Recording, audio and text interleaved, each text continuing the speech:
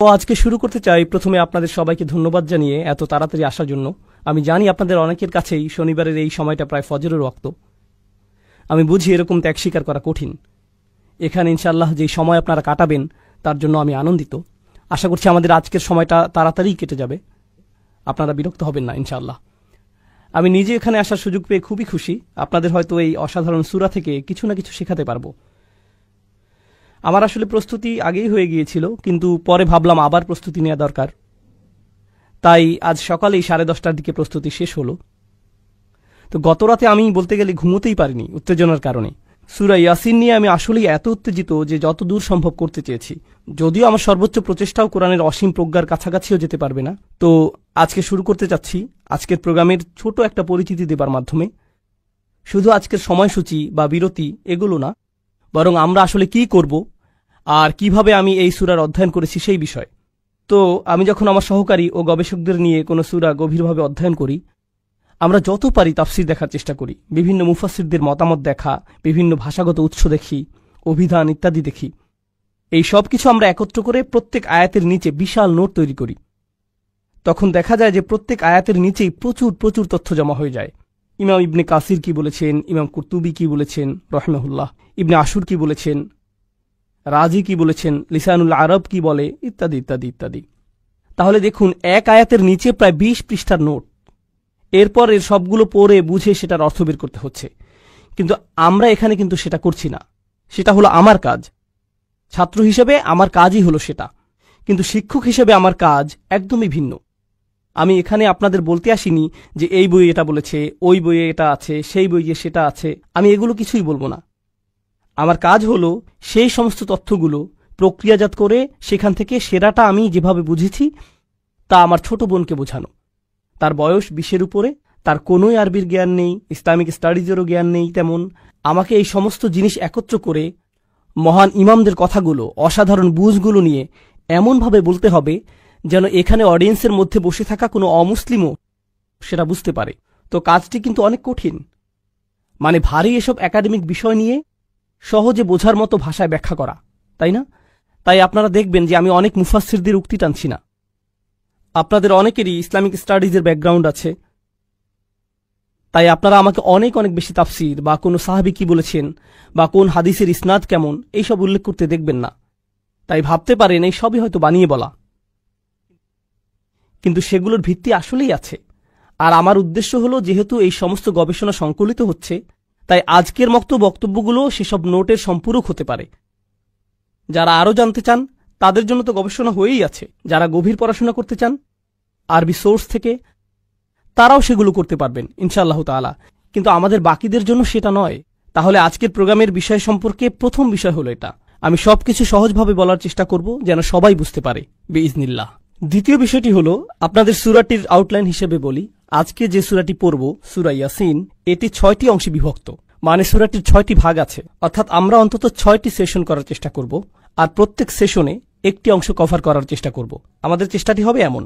যদিও এরপর আরো কিছু সেশন থাকবে। এই 6টি অংশ শেষ করার পর আমরা আবার পেছনে ফিরে দেখব, কিছু কিছু জিনিস যা ফেলে এসেছি খুঁজে বের করব। তাই এই অনন্য সুন্দর সূরাটির 6টি অংশ শেষ করার পরেও হয়তো আরো 1টি বা 2টি সেশন করতে হবে। তো চলুন এখনই শুরু করা যাক, কারণ আমাদের অনেক কিছু শেষ করতে হবে। 83টি আয়াত, কিন্তু কম কথা নয়, অনেক অনেক। শুরু করি তবে ইনশাআল্লাহ তাআলা। সূরাতু ইয়াসিন। বিসমিল্লাহির রহমানির রহিম। ইয়াসিন। সূরাটি নাজিল হয়েছিল মক্কার যুগে, নবী সাল্লাল্লাহু আলাইহি সাল্লাম মদিনায় হিজরতের আগে। আর এই সূরাটি আল্লাহ শুরু করেছেন ইয়া এবং সিন অক্ষর দিয়ে। পুরো কোরআনে এটা একবারই এসেছে। আপনারা আগেই শুনেছেন আলিফ লাম মিম অথবা কফ হা ইয়া আইন সদ ইত্যাদি। কোরআনের অনেক সূরাই এমন অক্ষর দিয়ে শুরু হয়। এই সবগুলোর মধ্যে যে মিলটি রয়েছে, অন্তত বেশিরভাগের মধ্যে মিল যেটা আছে তা হলো সবগুলো এই অক্ষর দিয়ে শুরু হয়, তারপর কোরআন সম্পর্কে কিছু একটা বলে। আলিফ লাম মিম অক্ষরগুলো দিয়ে শুরু করে আল্লাহ কোরআন নিয়ে কিছু একটা বলেন, যেমন যালিকাল কিতাবু লা রাইবা ফীহ অথবা তিলকা আয়াতুল কিতাবিল মুবিন, কিছু একটা। এভাবে সবগুলো কোরআনের এক ধরনের ভূমিকা স্বরূপ। এই অক্ষরগুলোর মধ্যে মিলের একটি হলো বেশিরভাগ সময়ে সেগুলো কোরআনের ভূমিকার মতো। তবে একটা সুস্পষ্ট ব্যতিক্রম হলো গুলিবাতির রুম। আলিফ লাম মিম গুলিবাতির রুম। রুম বিজিত হয়েছিল, রোম হেরে গিয়েছিল। কিন্তু আমার মনে হয় যদিও এটা ব্যতিক্রম, তবুও তা একই পদ বরাবর, কেননা সেটাও কিন্তু আল্লাহর এক অলৌকিকতার বর্ণনা। যখন রোম পরাস্ত অবস্থায় ছিল পার্সিয়ানরা তাদের দখল করে নিয়েছিল, তখন আল্লাহ বললেন 10 বছরের মাঝেই তারা আবার বিজয়ী হবে, 10 বছরের মাঝেই তারা ঘুরে দাঁড়াবে। যদিও তখন তারা সম্পূর্ণরূপে ধ্বংস ছিল, এটা তখন কুরআন অনেক আগে থেকেই ভবিষ্যৎবাণী করে রেখেছিল। এটা বিশ্ব মানবতাকে চ্যালেঞ্জ করে বলেছিল যে দেখো এমন হয় কিনা, মানে নিজের সম্পূর্ণ বৈধতা এর উপর রেখে দিয়েছিল। যেমন দেখুন, আল্লাহ কোরআনে বলছেন যেই রোমান সাম্রাজ্য পার্সিয়ানদের দ্বারা পরাজিত হয়ে আছে তারাই 10 বছরের মাঝে ফিরে আসবে। শুধুমাত্র আরবের মরুভূমির একজন মানুষ এটা নিয়ে কথা বলছে। যদি এমনটা না ঘটে তবে কোরআনের সবকিছুকেই প্রশ্নবিদ্ধ করা যাবে, সবকিছুই প্রশ্নবিদ্ধ হবে, সবকিছুই প্রশ্নবিদ্ধ হবে। মানে এভাবে পুরো ইসলামের বার্তার বিশ্বাসযোগ্যতাকে শুধু একটি বক্তব্যের হাওলায় ছেড়ে দিয়েছেন, তাই না? শুধু একটি দাবি, শুধু একটি দাবি। আর আসলে পুরো কোরআনেই কিন্তু এমন। কোরআনের মতো কোনো কিছু বানিয়ে দেখাও না কেন, এটা যে আল্লাহর পক্ষ থেকে না সেটা প্রমাণ করে দেখাও। মানে কোরআন নিজের বিশ্বাসযোগ্যতাকে প্রশ্নবিদ্ধ করার চ্যালেঞ্জ করেছে বারবার। এভাবে এটা অন্যান্য হুরুফের সাথে মিলে যাচ্ছে। এই হুরুফ মুকাত্তাআত নিয়ে আরেকটা বিষয় হলো, যদিও আমি ইয়াসিন শব্দ নিয়ে বেশি সময় খরচ করতে চাই না, আপনাদের অনেকেই হয়তো শুনেছেন যে সূরা ইয়াসিন হলো কোরআনের হৃদয়। এটা শুনেছেন না আগে? আর হয়তো আপনাদের অনেকেই এজন্য এখানে এসেছেন, আপনারা পাকিস্তানি, সারা জীবন এটাই শুনেছেন। কিন্তু এটা আসলে কোনো বিশুদ্ধ হাদিস নয়। যদিও শুনে খুব ভালো লাগে, আমরা একে অস্বীকার করছি না, আমাদের ঐতিহ্যের অংশ এটা। তবুও এটা কিন্তু প্রমাণিত নয় যে এটাই কোরআনের হৃদয়। যদিও এটা অনেক বিখ্যাত, তাও ভালো, অন্তত একটা সূরাকে তো আমরা যত্নার্থী করি, সেজন্য ভালোই। উপমহাদেশের জন্য কাজেই এসেছে এটা। তো যাই হোক, এই অক্ষরগুলোর ব্যাপারে কথা হলো যে এই হরফগুলো কিন্তু স্বয়ং নবীজি সাল্লাল্লাহু আলাইহি সাল্লামের কাছে অপরিচিত ছিল। খুবই গুরুত্বপূর্ণ। আমাদের নবীজির ব্যাপারে কোরআন গর্ব ভরে ঘোষণা করছে যে তিনি পড়তে জানতেন না, উম্মি। তিনি সদ্য জন্ম হওয়া কোনো বাচ্চার মতো নিরক্ষর ছিলেন, সেখান থেকেই উম্মি শব্দটি এসেছে, ঠিক আছে? আর তাই যিনি পড়তে জানেন না, ওয়ালা তাখুতুহু বিয়ামিনিক ওমা কুনতু তাতলু মিন ক্বাবলিহি মিন কিতাবিন ওমা তাখুতুহু বিয়ামিনিক, তুমি তো নিজের হাতে এটা লেখনি, এমনকি তুমি তো এর পূর্বে এমন কিছু কখনোই পড়নি, তুমি নিজের হাতে এটা লেখনি। এখন যে মানুষ পড়তে লিখতে জানে না, যে অক্ষর সম্পর্কে কিছুই জানে না, আপনি যদি শুধুই একটা ভাষায় কথা বলতে জানেন আর কেউ এসে বলল ডাব্লিউ এর মানে কি, এর মানে কিছুই হবে না আপনার কাছে। তাই তিনি যে বলছেন ইয়াসিন, যেটার আরবিতে নিজস্ব কোনো অর্থ নেই, শুধুমাত্র যে লিখতে আর পড়তে জানে সেই জানে যে এটা ইয়া অক্ষর আর সিন অক্ষর। যে এটা জানে না তার সামর্থ্যের একেবারেই বাইরে এটা। তাই শুধুমাত্র ইয়াসিন শব্দগুলোর ব্যবহার শ্রোতাদের এই ইশারা দিচ্ছে যে রাসূলুল্লাহ সাল্লাল্লাহু আলাইহি সাল্লাম সম্ভবত এক ধরনের জ্ঞান পাচ্ছেন। কারণ শুধুমাত্র জ্ঞান অর্জনের সময় আপনি অক্ষর সম্পর্কে জানতে পারেন। তাহলে প্রশ্ন ওঠে, কে তাকে এই জ্ঞান দিচ্ছে?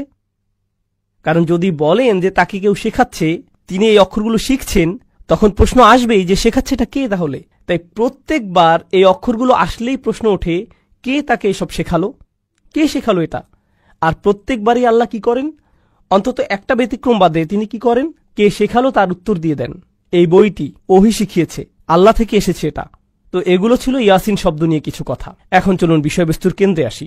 এটাই শুরু থেকে শেষ পর্যন্ত থাকবে। এই আয়াতেই আমরা বারবার ফিরে আসব। ওয়াল কুরআনিল হাকিম, আল্লাহ ওয়াদা করছেন, আল্লাহ বলছেন আমি ওয়াদা করছি, ওয়া অক্ষরটি এভাবেই অনুবাদ করছি, আমি কোরআন হাকিম দ্বারা ওয়াদা করছি। প্রজ্ঞাময় অনুবাদ করছি না, এখানে অনুবাদ করছি যে আমি কোরআন হাকিমের ওয়াদা করছি। আপনাদের অনেকেই এখনো আরবি জেনে না থাকলেও সমস্যা নেই, হাকিম শব্দটি আপনাদের ব্যাখ্যা করে দিচ্ছি, কারণ এর ভূমিকা ব্যাপক। তার আগে বলুন তো, প্রজ্ঞাময় কোরআন, কোরআন হাকিম দিয়ে আল্লাহ কি করছেন? তিনি বলছেন এটা দিয়ে কসম করছেন। তাই কোনো কিছু দিয়ে কসম করার মানে কি? আমাদের বুঝতে হবে কেন তিনি এটা করবেন। কোরআনের কোনো কিছু নিয়ে কসম করাতে বিশেষত্ব আছে। কোনো কিছু নিয়ে কসম করার ক্ষেত্রে কোরআনের অনন্যতার বিষয়টি আপনাদের দেখাবো আমি। কারণ আমি আপনিও তো কসম করি, আয় হায় আল্লাহর কসম আমি তোকে, তাই না? আমরাও এমন করি। কিন্তু যখন কোরআন করে সেটার কারণটা হয় অসাধারণ। এজন্য আমি আপনাদের এটা বোঝাতে চাচ্ছি। প্রথমত, কোরআন এটা করে আপনাদের মনোযোগ আকর্ষণ করার জন্য, আপনার মনোযোগের জন্য। আর এই মনোযোগটা আকর্ষণ করে অসাধারণ কোনো কিছুর ব্যবহারের মাধ্যমে, যেটা নিয়ে আপনি ভাবতে পারেন। আরও আছে, কোরআন যখন কিছু নিয়ে আপনার মনোযোগ আকর্ষণ করে তখন সেটাই পরে যা বলা হবে সেটার পক্ষে প্রমাণ হয়ে দাঁড়ায়। এখন এটা শুনতে কঠিন মনে হচ্ছে, তবে সহজ করে বুঝিয়ে দিচ্ছি। আল্লাহ বলছেন আমি সময়ের শপথ করছি, ওয়াল আসর, আমি সময়ের কসম করছি। আপনারা বলতে পারেন সমস্যা নেই, হালাল, এটা খুতবা নয় যে পুণ্য কাটা যাচ্ছে। ওকে, তো তিনি শপথ করছেন কিসের? সময়ের। এর মানে হলো সময়ের শপথ করে যেন তিনি বলছেন, আমি স্বয়ং সময়কে প্রমাণ হিসেবে উত্থাপন করছি, আমি সময়কে প্রমাণ বানিয়ে দিচ্ছি। কিসের প্রমাণ? ইন্নাল ইনসানা লাফি খুসর, যে নিঃসন্দেহে মানুষ ক্ষতির মধ্যে আছে। মানুষ যে ক্ষতির মধ্যে আছে তার সবচাইতে বড় প্রমাণই হল সময়। দেখলেন? তাহলে পরবর্তী যেই বক্তব্য আসছে সেটাই শপথ হিসেবে প্রমাণ হল। তাই যখন আল্লাহ বলেন ওয়াল কুরআনিল হাকিম, তখন কোরআনকে প্রমাণ হিসেবে আনা হচ্ছে। একে প্রমাণ হিসেবে আনা হচ্ছে। যেভাবে সময়কে প্রমাণ হিসেবে আনা হয়েছিল, তেমনি কোরআনকেও কোনো কিছুর প্রমাণ হিসেবে আনা হচ্ছে। তবে আগে কুরআনিল হাকিম নিয়ে কথা বলে নেই। আরবিতে আল হাকিম শব্দের 3টি অর্থ আছে। এর 3টি অর্থ হতে পারে। প্রথমটি আমি বাদ দিয়েছিলাম তখন, প্রজ্ঞা। কোরআন প্রজ্ঞাতে পরিপূর্ণ। দেখুন, প্রজ্ঞা বার্ধক্যের সাথে আসে। খুবই জটিল ভাষায় প্রজ্ঞা প্রকাশিত হয়। প্রাসঙ্গিক হলে তবেই মানুষ প্রজ্ঞাকে উপলব্ধি করতে পারে। অর্থাৎ আমার প্রজ্ঞাময় কোনো কথা যদি আপনার মাথার উপর দিয়ে চলে যায়, তবে একে আপনি কখনোই প্রজ্ঞা মনে করবেন না। তবে আমার কোনো উপদেশ যদি আসলে আপনার উপকারে আসে, তবেই আপনি এই প্রজ্ঞাকে উপলব্ধি করতে পারবেন। এজন্য প্রজ্ঞা বুঝতে হলে তাকে প্রাসঙ্গিক হতে হবে। আর প্রত্যেকবার যখনই নবী সাল্লাল্লাহু আলাইহি সাল্লাম কোরআন তেলাওয়াত করতেন, কেউ সেটা শুনলে সাথে সাথে ধাক্কা খেত যে, আরে, এটা তো আমার সম্পর্কেই বলছে, আমাকেই তো উপদেশ দিচ্ছে, আমার ক্ষেত্রে এটা প্রাসঙ্গিক, আমার দরকার অনুযায়ী পরামর্শ দিচ্ছে। তাই কোরআন তার প্রজ্ঞাকে এই নিজের পক্ষে প্রমাণ হিসেবে আনছে। এটা বিশাল বড় কিছু। এতই প্রজ্ঞাময় যে মানুষের কর্ম হতেই পারে না। এটা বিশাল বড় কিছু। এখন দ্বিতীয় অর্থ, হাকিমের আরেকটি অর্থ হল হুকুম, অর্থাৎ যে জিনিসের রায় বা হুকুম দেবার ক্ষমতা আছে, মানে হুকুম বা হাকিম। হাকিম বলতে আরো বোঝায় শাসক বা গভর্নর। তাহলে কোরআন হল হুকুমে পরিপূর্ণ। এখন বিষয় হল, একজন মানুষ হিসেবে আমি বলতে পারি যে আমার ব্যক্তিগত জীবনে কোরআন অধ্যয়ন করতে গিয়ে আমার অনেক পুরনো মতামত পরিবর্তিত হয়েছে। কিছু বিষয় যা আমি অবধারিত সত্য বলে মনে করতাম, সেটা এখন আর মনে করি না।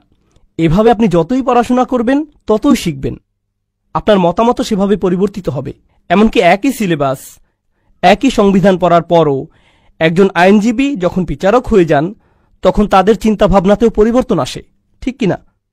সময়ের সাথে ভিন্নভাবে চিন্তা করেন।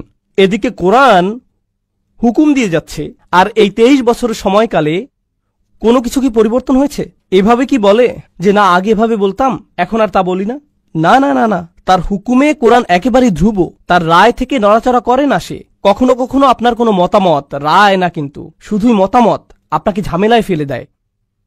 মিডিয়া যদি মসজিদে এসে আপনার ইন্টারভিউ নিতে চায়, তবে কথা বলার আগে খুব চিন্তা ভাবনা করে নিতে হবে, কারণ তারা চালাকি করে আপনাদেরকে ফাঁদে ফেলতে পারে।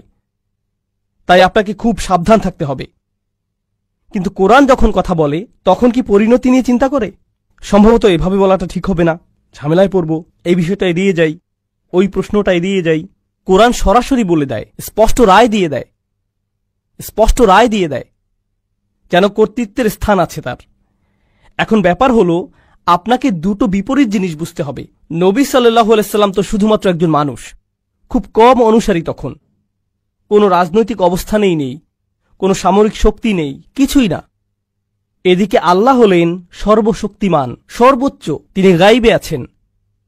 কিন্তু যখন নবীজি কথা বলেন আলাইহিসসালাতু ওয়াসসালাম, আল্লাহর পক্ষ থেকেই বলেন, বিচারকের মতো বলেন, হুকুম দেন। কিন্তু তিনি তো এভাবে বলার মতো অবস্থানে নেই। তিনি তো কোনো গভর্নর নন, লোকদের শাসক নন, তিনি ক্ষমতার অবস্থানে নেই। কিন্তু কথা বলবার সময় এমনভাবে বলেন যেন তারই হাতেই ক্ষমতা, কারণ তিনি আল্লাহর পক্ষ হতেই বলছেন। এখন কারো যদি ক্ষমতা না থাকে, তবুও ক্ষমতাশালীদের মতো কথা বলে, তখন সে সমস্যায় পড়বেই। আপনার হাতে ক্ষমতা না থাকলে ওভাবে কথা বলতে পারবেন না। কিন্তু এই কোরআন প্রতিনিয়ত রাসূলুল্লাহ সাল্লাল্লাহু আলাইহি সাল্লামের মুখ থেকে এভাবেই বলে যাচ্ছে। কখনো কখনো কোনো ছাত্র হঠাৎ করে শিক্ষকের বিরুদ্ধে কথা বলে ফেলে, কিংবা কোনো কর্মচারী তার বসের বিরুদ্ধে আওয়াজ তুলে ফেলে, কিংবা ধরুন আদালতে বসে থাকা কোনো বাদী বিচারকের বিরুদ্ধে আওয়াজ করে বসল, বা পুলিশ অফিসার তার স্বর উঁচু করে চিফের বিরুদ্ধে কথা বলল, বা হোয়াইট হাউসের কোনো কর্মচারী প্রেসিডেন্টের বিরুদ্ধে বলে উঠল। এরকম একবার হতেই সে ক্ষমা চাওয়া শুরু করে, সরি সরি সরি সরি আমি বুঝতে পারিনি। এমন হয় কি না? এমন হয় কি না? কিন্তু কোরআনের বেলায় সে স্বর উঁচু করছে, সেখানে ক্ষমতাশালীরা আবার এত রেগে যাচ্ছে, কিন্তু কোরআন কি ক্ষমা চায়? না, আবারও বলে, এরপর আবার বলে, এটা হলো হাকিম শব্দের দ্বিতীয় অর্থ। কোরআন কর্তৃত্বপূর্ণ, কোরআন রায় প্রদান করে, কোরআন কারোই পরোয়া করে না, প্রত্যেকবার একই কাজ করে। দ্বিতীয়টি হলো এটি হুকুম দেয় কোনো পরোয়া ছাড়াই। আর তৃতীয় অর্থটি হলো আমার সবচেয়ে পছন্দ, এটা ইহকাম বা মুহকামের সাথে সম্পৃক্ত। ইহকাম অর্থ হলো কোনো কিছুকে বেঁধে ফেলা, কোনো একটা বুনন তৈরি করা, ঠিক আছে, গাঁথুনির মতো বা এরকম কিছু, মানে যেখানে প্যাটার্ন আছে। যখন এরকম লম্বা প্যাটার্ন থাকে তাকে আরবিতে ইহকাম বলে। জিনিস যখন একে অন্যের সাথে বাঁধা থাকে তাকেও ইহকাম বলে। কোনো কাজ যখন সম্পূর্ণ শেষ হয়ে যায়, যেমন ধরুন এই দেয়ালে কিছু কাজ হয়েছে দেখতে পাচ্ছেন, এখন এই দেয়ালের কাজ যদি শেষ না হয়ে থাকে তবে তা মুহকাম নয়। কিন্তু যদি কাজ পুরোপুরি শেষ হয়, দেয়ালের সবকিছু সম্পূর্ণরূপে সুন্দরভাবে শেষ হয়েছে, তখন তাকে হাকিমও বলা হয়। ওটার আরেকটা অর্থ এটা, অর্থাৎ কোরআনকে অতি নিখুঁতভাবে বুনন করা হয়েছে, সবকিছু সবকিছুর সাথে অতি নিখুঁতভাবে সংযুক্ত। অনেক সময় রাজনীতিবিদরা বক্তৃতা দেয়, সে বক্তৃতা লেখক থাকে, জানেন আপনারা, মানে যেমন প্রেসিডেন্ট নিজে নিজের বক্তৃতা লেখেন না, তার জন্য আলাদা লেখক আছে। কিন্তু তার প্রতিপক্ষ 5 বছর আগের কোনো বক্তব্য দেখিয়ে সেখান থেকে একটি অংশ নিয়ে বলতে পারে 2010 সালে আপনি এটা বলেছিলেন, কিন্তু এখন বলছেন উল্টো, যদিও তখনও আরেকজন বক্তৃতা লেখক ছিল, কিন্তু সে ভুল করে ফেলেছে। এখন প্রতিপক্ষ তার বিরুদ্ধে এটা নিচ্ছে, এমন কি হয় না? কিন্তু দেখুন কোরআনের বুনন কত শক্তিশালী ও নিখুঁত। আপনি বলতে পারবেন না যে ওখানে এটা বলছে আবার এখানে এটা বলছে, সবকিছুর নিখুঁত সংযোগ আছে। এমনকি আল্লাহ কোরআনে যা বলছেন তার সাথে নবীজির কথাও পুরোপুরি মিলে যায়, সাল্লাল্লাহু আলাইহি সাল্লাম, পুরোটাই নিখুঁত বুননে আছে। তো এটা হলো তৃতীয় অর্থ। তাহলে চলুন আবারও দেখি ওয়াল কুরআনিল হাকিমের 3টি অর্থ তাহলে কি কি? প্রজ্ঞা, এটা হুকুম দেয়, আর নিখুঁত বুননে বিদ্যমান।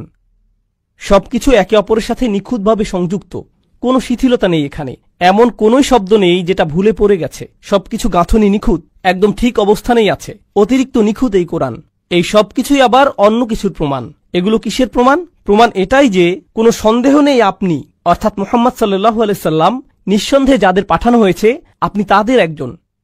এই কোরআনই চূড়ান্ত প্রমাণ যে এটা আপনার নিজের বানানো কিছু নয়, কোনোভাবেই এটা আপনার নিজে নিজে করা সম্ভব না। এখন আমাদের বুঝতে হবে কেন এই প্রমাণ। কারণ একজন মানুষের তুলনায় কোরআনের প্রজ্ঞা অতিরিক্ত বেশি, এটা অসম্ভব। এর মধ্যে কর্তৃত্বের অবস্থান হতে হুকুম এতই বেশি যে কোনো একজন মানুষের পক্ষে তা সম্ভব নয়। বছরের পর বছর, দিনের পর দিন নিজেকে আরো বেশি বিপদে কোনো মানুষই ফেলে না। কোনো মানুষ কথা বলার কারণে ঝামেলায় পড়লে পরের দিন আরো বেশি কথা বলে নাকি কম কথা বলে, চেপে যায়, অথবা বিষয় বদলে ফেলে, কিংবা অন্য কোনো শহরে চলে যায়। অথচ তিনি একই লোকদের কাছে বারবার যাচ্ছেন, তারা আরো বেশি করে অপমান করেই যাচ্ছে। শুধু আপনি চান বলে এমন করছেন তা হতেই পারে না। আপনি একা নন, আপনাকে পুশ করা হয়েছে, আপনাকে মিশন দেয়া হয়েছে, সাল্লাল্লাহু আলাইহি সাল্লাম। আর 3 নম্বরটা ছিল যে অন্য কোনো কথার মতোই নয়। ব্যাপারটা যোগাযোগ মনোবিজ্ঞানের দৃষ্টিকোণ থেকে বোঝার চেষ্টা করুন, খুবই মজার জিনিস, ঠিক আছে?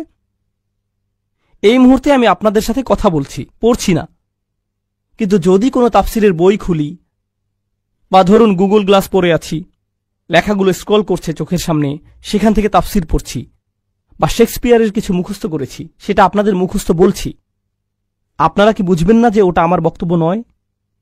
কি বুঝতে পারবেন না যে ওটা আসলে আমার কথা বলছি না, বরং পড়ছি? বুঝতে পারবেন তো? কারণ আমি যেভাবে কথা বলি, যেভাবে শেক্সপিয়ার কথা বলে, বা যেভাবে সংবিধান কথা বলে, বা আমার নিজের রচনা যেভাবে বলে, সবই ভিন্ন ভিন্ন।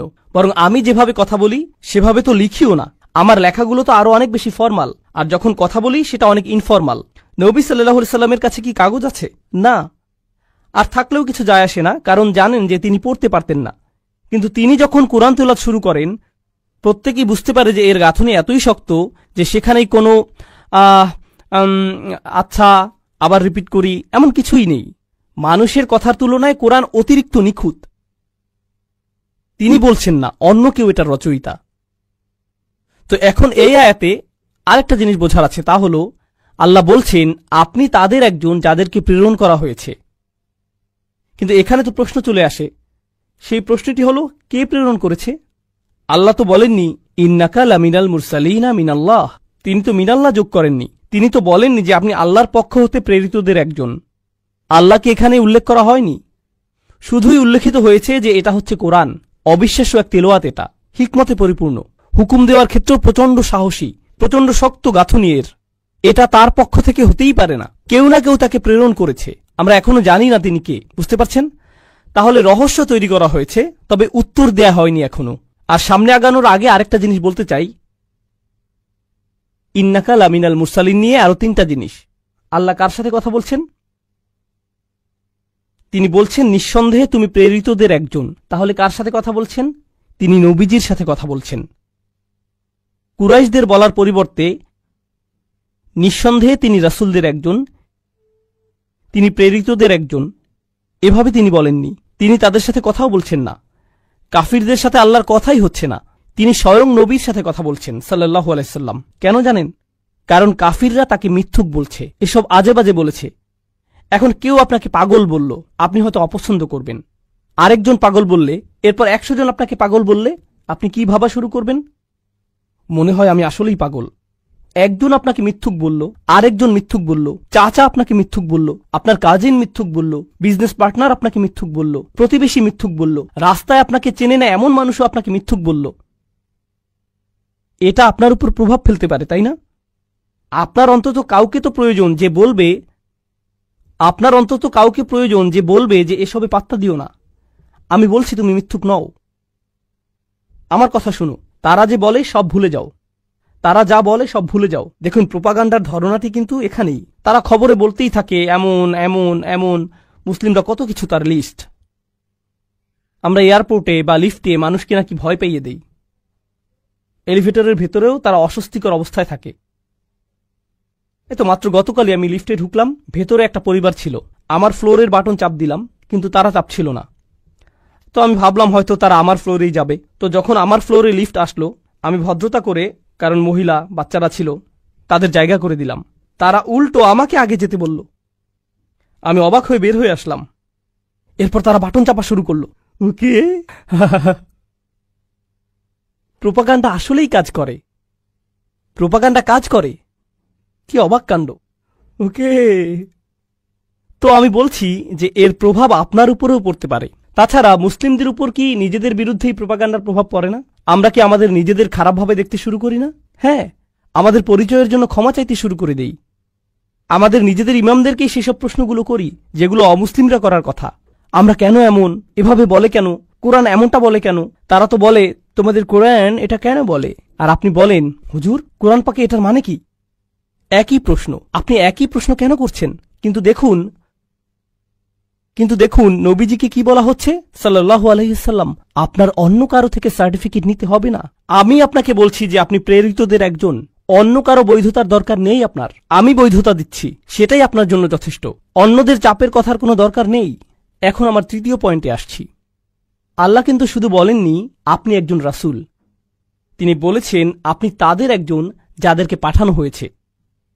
এর অর্থ কি? এর অর্থ হল তিনি একা নন। কারণ যদি বলি আপনি মুসলিমদের একজন, তখন তার মানে হবে অনেক মুসলিম আছে। তাই যখন বলল আপনি প্রেরিতদের একজন, তার মানে নিশ্চয়ই প্রেরিত আরো অনেকেই ছিল। এখন নবীজি সাল্লাল্লাহু আলাইহি সাল্লামকে বলা হচ্ছে যে আপনি নিজেকে একা মনে করলেও আপনাকে এমন মানুষজনের সাথে পরিচয় করিয়ে দেব যারা আপনারই দলে আছে, আরো বড় ভ্রাতৃত্বের বন্ধনে আবদ্ধ। আপনি যখন আপনার দলেরই আরো মানুষ খুঁজে পান, তখন অনেক মানসিক সাপোর্ট হয়। যেমন ইউনাইটেড স্টেটসে অনেকেই এখানে বসবাস করে, ইউনিভার্সিটিতে কোনো মুসলিমই দেখতে পায় না, কিংবা দেখে কর্মক্ষেত্রে কোনো মুসলিম নেই। এখন সে কেনাকাটা করতে দোকানে গিয়ে দেখল একজন মাত্র লোক দেখতে মুসলিমদের মতো দাঁড়িয়ে আছে, হয়তো ফাতিহা মুখস্থ করার চেষ্টা করছে। এতেই সে এত খুশি, কারণ একটু সাপোর্ট হলেও পাচ্ছি, আমার মতোই আরো একজন। কিন্তু নবীজি সাল্লাল্লাহু আলাইহি সাল্লাম যখন রাসূল, তিনি তো একমাত্র রাসূল। কিন্তু আল্লাহ বলছেন পূর্ববর্তী রাসূলরা তো চলে গেছে, অনেক আগেই গত হয়ে গেছে, কিন্তু তিনি তার কথার মাধ্যমে তাদের জীবন দান করবেন। আল্লাহ পূর্ববর্তী নবীদের জীবন দান করবেন তাদের কথা বলার মাধ্যমে। তখন আপনি আপনার সাপোর্ট, আপনার সান্ত্বনা তাদের মধ্যে পাবেন। তাহলে প্রথম হলো বৈধতা, প্রথম সান্ত্বনা পাচ্ছেন আল্লাহর থেকে, আমি বলছি আপনি প্রেরিতদের একজন। আর দ্বিতীয়টি হলো তাকে বলে দেয়া হচ্ছে যে শুনুন আপনি একটি দলের অংশ, তাদের মাঝেই আপনি প্রচুর সাপোর্ট পাবেন। আর তাই ইন্না শব্দটি প্রথমে এসেছে। কোনো সন্দেহ নেই আপনি হলেন প্রেরিত রাসূলদের একজন, কারণ সন্দেহ পোষণকারী অনেক আছে, কিন্তু আপনি কখনো সন্দেহ করবেন না। এখন এই আয়াত নিয়ে শেষ কথা, ইন্নাকা লামিনাল মুরসালিন। সব আয়াত এত লম্বা হবে না, সব আয়াত এত লম্বা হবে না, ভয় পাবেন না। যদিও আমাদের আরও ৮৩টি আয়াত পড়তে হবে, তবে আমি সূরাটির শুরুতে এর চিন্তাভাবনাটি দেখাতে চাই। এরপর একটি থেকে পরেরটি, সেটা থেকে পরের আয়াত কিভাবে প্রবাহিত হয় সেটাও দেখাতে চাই। এটাই আমার কাজ এখানে ইনশাআল্লাহ। তো এই আয়াত নিয়ে শেষ যে কথাটি বলতে চাই তা হল, মুরসাল শব্দটি কিন্তু রসুল হতে ভিন্ন। রাসুল শব্দের অর্থ হল বার্তাবাহক, সহজ অনুবাদ। আর তাই কোরআনের কিছু দুর্বল অনুবাদে বলে যে আপনি রাসুলদের একজন। সেটা আসলেই ঠিক নয়। আরবিতে মুরসাল হল ইসমে মাফউল, যার মানে যাকে প্রেরণ করা হয়েছে, কাউকে পাঠানো হয়েছে। এখন বার্তাবাহক আর পাঠানো হয় এমন একজন, এই দুইটার মাঝে কিন্তু তফাৎ আছে। আমি যদি বার্তাবাহক হই তবে বার্তা নিজের পক্ষ থেকেই দিতে পারি, হতেই পারে নিজের বার্তার বার্তাবাহক আমি হতে পারি। কিন্তু যদি আমি প্রেরণকৃত হই তাহলে এর অর্থ দাঁড়ায় আমার বার্তাটি অন্য কারো কাছ থেকে এসেছে, অন্য কারো কাছ থেকে এসেছে, আমার পক্ষ থেকে নয়। আমাকে এটার দায়িত্ব দেয়া হয়েছে। এখন তাই নবীজি সাল্লাল্লাহু আলাইহি সাল্লামকে বলা হচ্ছে যে নিঃসন্দেহে আপনি সেই দলের মানুষদের একজন যাদের একটি দায়িত্ব দেয়া হয়েছে। আপনাকে একটি মিশনে পাঠানো হয়েছে। আপনি এটা পছন্দ করেন বলে বা চান বলে বা অন্য কোনো এজেন্ডা আছে বলে তেলাওয়াত করছেন না, বরং আপনার প্রাথমিক উদ্দেশ্য হল আল্লাহর বান্দা হওয়া আর তার আদেশ পালন করা। তিনি এই কিতাব শুরু করেছেন ইকরা বিসমি রাব্বিক, আপনার রবের নামে পড়ুন, কর্তৃত্বের পদে থেকে। তাই আপনি কথা বলা মানেই আল্লাহর কর্তৃত্বের অধীনে থাকা। এই ব্যাপারটা পরে খুবই জরুরি হবে যখন আমরা পরের আয়াতে যাব। তাই নবীজি সাল্লাল্লাহু আলাইহি সাল্লামের এই দায়িত্বের ব্যাপারটি তখনই বলবো। এখানে শুধু তাকে সান্ত্বনাই দেয়া হচ্ছে না, বরং তিনি মিশনে আছেন সেটাও মনে করিয়ে দেয়া হচ্ছে। কোনো কাজে আপনার দায়িত্ব কঠিন হলে দুটো জিনিস লাগে। আপনাকে সাহায্য করার, সমর্থন দেবার জন্য কাউকে লাগে। সে বলবে যে আমরা পারবো, এটা করতে পারবোই, আমি আছি তোমার সাথে, কোনো সমস্যা নেই। যে শুনুন, আপনার হাতে আর মাত্র 4 ঘন্টা সময় আছে, দ্রুত কাজ শেষ করুন। এই আয়াতে সেটাও করা হয়েছে। তার মানে আপনার দায়িত্ব সম্পন্ন করার দুইটা দিকই এখানে করা হয়েছে। একদিকে সাহায্য, সান্ত্বনা, বৈধতা, আবার অন্যদিকে মনে করিয়ে দেয়া যে শুনুন, এই কাজ করতে হবে। আমি জানি কাজটি কঠিন, কিন্তু এটা আমরা করতে পারবোই। এই বিষয়ে এটা ছাড়া কোনো বিকল্পই নেই। আল্লাহ বলেন আলা সিরাতিম মুস্তাকিম, সরল পথের উপর, তাই না? এখানে দেখুন সিরাতিম মুস্তাকিম কথাটি কিন্তু আপনি আগেও অনেকবার শুনেছেন, কিন্তু এটি এখানে কি করছে? প্রথমত আপনাদের বোঝাতে যাচ্ছি যে সরল পথের ওপরে, আলা সিরাত মুস্তাকিম, আমি ওপরে শব্দটি এখানে পছন্দ করি না, বরং প্রতিশ্রুতিবদ্ধ পছন্দ করি। এখানে আলা শব্দটি লুজুম, যার মানে হলো আপনি সরল পথে প্রতিশ্রুতিবদ্ধ। কিন্তু প্রথম যেই প্রশ্নটির উত্তর দিতে চাচ্ছি, কে এই সরল পথে প্রতিশ্রুতিবদ্ধ? কে এই সরল পথে প্রতিশ্রুতিবদ্ধ? আমি কোরআনের শপথ করছি, পরিপূর্ণ প্রজ্ঞাময়, কত সুন্দর গাঁথুনি এতে, কত শক্ত এর বিধান। কোনো সন্দেহ নেই আপনি তাদের অন্তর্ভুক্ত যারা আসলেই প্রেরিত হয়েছে সরল পথের উপর। তাহলে সরল পথে কে? নবীজি নিজে। কিন্তু শুধু নবীই নন, শুধুমাত্র নবীজি সাল্লাল্লাহু আলাইহি সাল্লামই নন, যাদেরকে পাঠানো হয়েছে তারাও সরল পথে ছিলেন, আর আপনিও। উভয়ের ক্ষেত্রেই প্রযোজ্য এটা। এখন আলা সিরাতে মুস্তাকিম উভয়ের জন্যই প্রযোজ্য। এটা গুরুত্বপূর্ণ কেন? একটি রাস্তা কল্পনা করুন, আপনি সেই রাস্তার উপরে আছেন, শুধুমাত্র আপনিই আছেন সেই রাস্তায়, আর বাকি সবাই আপনাকে রাস্তা থেকে ধাক্কা মেরে সরিয়ে দিতে চাচ্ছে। তা আপনি এগিয়েই যাচ্ছেন, তারা চিৎকার করছে, এই রাস্তা থেকে নেমে যাও, কেন এখানে তুমি, ইত্যাদি ইত্যাদি। ভুল পথে যাচ্ছ তুমি, শুধু আপনিই সেই পথে যাচ্ছেন। এদিকে আল্লাহ আপনাকে সাহস দিচ্ছেন এগিয়ে যেতে। তিনি আপনাকে বললেন, দেখো, এই পথের পথিক হিসেবে তুমিই একমাত্র ব্যক্তি নও, এর আগেও আমি অন্যদের চালিয়েছি এই পথে। বুঝতে পারছেন? তাহলে এখন তো আপনি তাদের আরো বেশি খুঁজবেন, কারণ এই পথে অন্যরাও তো হেঁটেছে। এই পথের বাধাগুলো তারাও পেয়েছে আপনার পূর্বে, তাদের আপনি উদাহরণ হিসেবে নেবেন, আর আপনাকে আরো ভালোভাবে রাস্তা চেনাতে সাহায্য করবে, এই যাত্রা সহজ করে তুলবে তারা। এছাড়াও আপনারা বাস্তব জীবনেও এমন করেন কিন্তু। যেমন ধরুন ড্রাইভিং করে যাচ্ছেন, এখন খবর পেলেন সামনে ট্রাফিক জ্যাম বা অনেক পুলিশ রাস্তায়। আপনাদের কারো কারো গাড়িতে রাডারের মতো কি একটা আছে না? এটার ব্যাটারি ধরুন শেষ হয়ে গিয়েছে, তাই বন্ধুকে ফোন দিলেন, ইয়ো, আমি জর্জ বুশ রোডে আছি, বা কি জানি আপনাদের অন্য একটা টোল রোডে আছি, স্যাম হিস্টন না কি জানো, তো আমি এই রোডে আছি, অনেক পুলিশ এখানে, তো আমি কি জোরে চালিয়ে যাব? না না না না ভাই, আমি গত সপ্তাহে ওখানে গিয়েছিলাম, আমাকে ফাইন দিয়েছিল। আচ্ছা আচ্ছা, আমি হালাল লিমিটের ভিতরে থাকবো, তাই না? তো আপনি এমন কাউকে খোঁজেন যে এই রাস্তা দিয়ে আগে গিয়েছে, পথ চেনাতে সে আপনাকে সাহায্য করে। তো সাহায্যের একটি উৎস। আরেকটি জিনিস হলো, নবীজি সাল্লাল্লাহু আলাইহি সাল্লাম আল্লাহর কালামের মাধ্যমে খুবই শক্তভাবে আপোষহীন রায় দিয়ে যাচ্ছেন। আল্লাহ তো কর্তৃত্বের সাথে বলেন, তিনি কোনো দাসের মতো কথা বলেন না, মনিবের মতো কথা বলেন।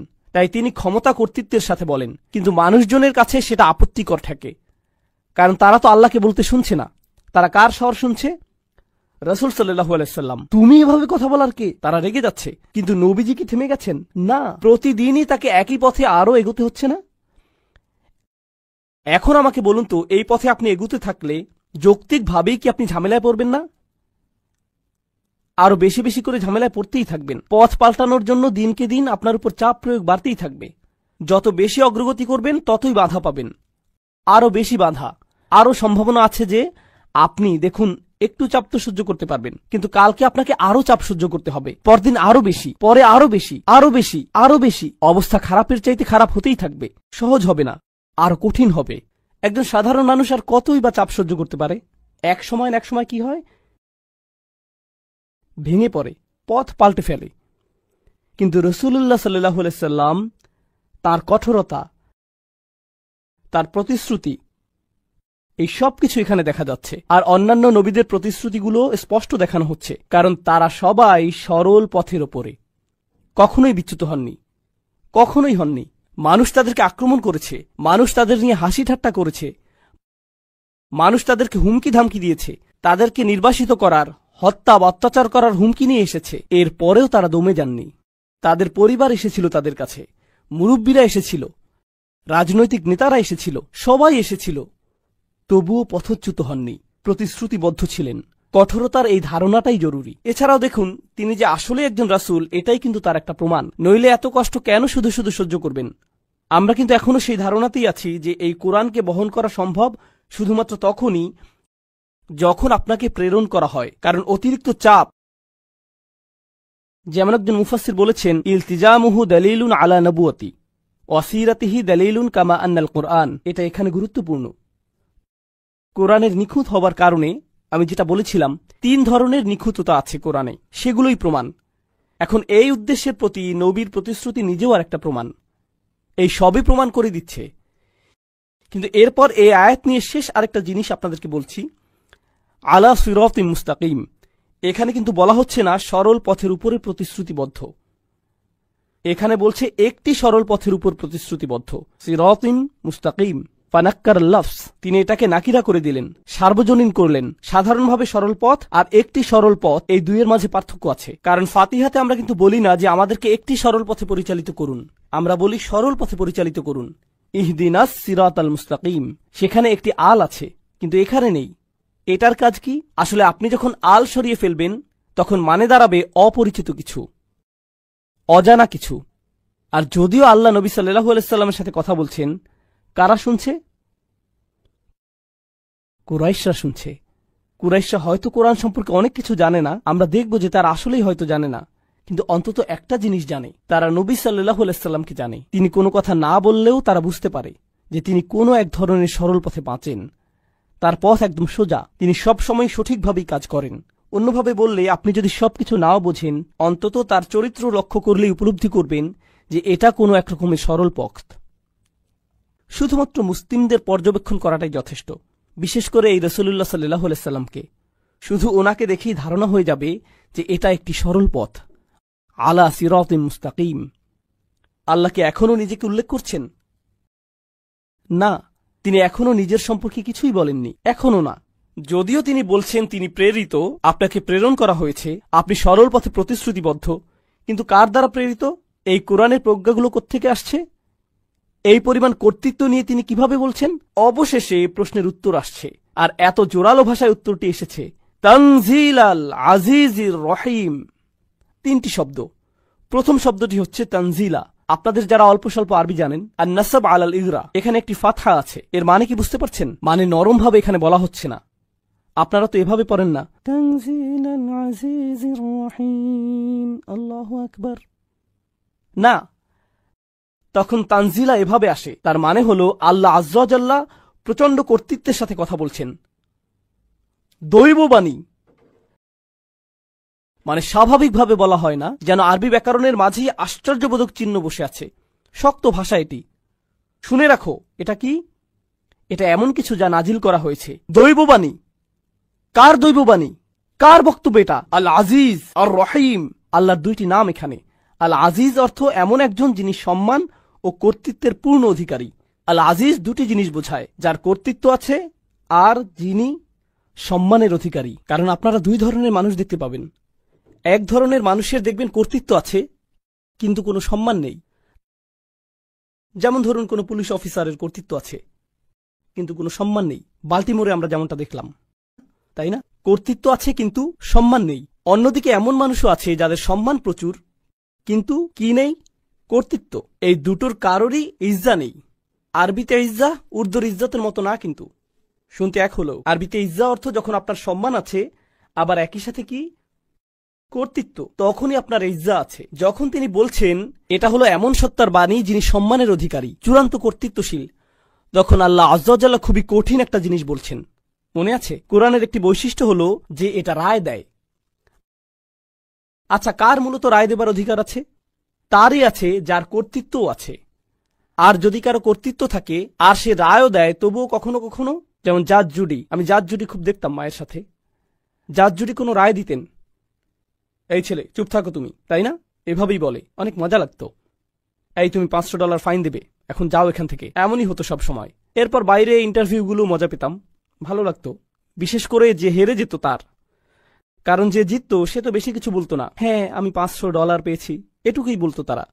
কিন্তু যেই লোক হারতো তিনি তো খুবই খারাপ, বিশ্বাস হচ্ছে না তিনি এমনটা করলেন, এভাবে রায় তিনি কিভাবে দিতে পারেন, তাই না? অন্যভাবে বললে তার রায়তে কর্তৃত্ব ছিল কিন্তু কি ছিল না? সেখানে পূর্ণ সম্মান ছিল না। আল্লাহ আজ্জা ওয়া জাল্লা বলেন এই কোরআন রায়তে পূর্ণ, আর সেই রায়গুলো কঠিনভাবে নিতে হবে, কারণ তা কর্তৃত্বশীল সত্তার কাছ থেকে এসেছে, তাই এটা সম্মানেরও যোগ্য। এটাই আল আজিজ শব্দের মধ্যে চলে এসেছে। এভাবে কিন্তু এটা আবার আল কুরআনিল হাকিমের দিকেও ফিরে যাচ্ছে। এখন তাহলে প্রশ্নটির উত্তর এলো, এই বাণী কার পক্ষ থেকে এসেছে? এটা এসব রায় নিয়ে বলছে বানিয়ালিকুল হুকুম, সাথে অন্য অনেক কিছুই বলছে তানজিল। এই শব্দ তানজিলের মানে কি? এর মানে হলো যা উপর থেকে আসে। অন্যভাবে বললে এই প্রশ্নের উত্তর দেই আগে, তার শিক্ষককে কে তাকে পাঠিয়েছে? কোরআনের এই প্রজ্ঞা থেকে এসেছে? এই সবই উপর থেকে এসেছে। এর মানে হলো তোমরা এত বাম হাত ঢুকাতে পারবে না। এর মানে হলো এটা এমন জিনিস যা কোনো মানুষের পক্ষেই রচনা করা সম্ভব নয়। এটা উত্তর দক্ষিণ পূর্ব পশ্চিম দিক থেকে আসেনি, ভিন্ন কোনো গ্রাম থেকেও আসেনি, কোনো বিদ্বান ব্যক্তি থেকে আসেনি, কোনো ইউনিভার্সিটি থেকেও আসেনি, এটা উপর থেকে এসেছে। দেখুন, উচ্চশিক্ষা অর্জন করতে আমরা কোথায় যাই? আমরা জ্ঞান অর্জন করতে পূর্ব পশ্চিম উত্তর দক্ষিণে যাই, এখানে সেখানে যাই শিক্ষা নিতে, কিন্তু জ্ঞান অর্জন করতে উপরে তো আর যেতে পারি না। কিন্তু এই মানুষের দীক্ষা তো দেখি উপর থেকে আসছে, অর্থাৎ এতে তোমরা বা হাত ঢুকাতে পারবে না, এটা তোমাদের নাগালের বাইরে।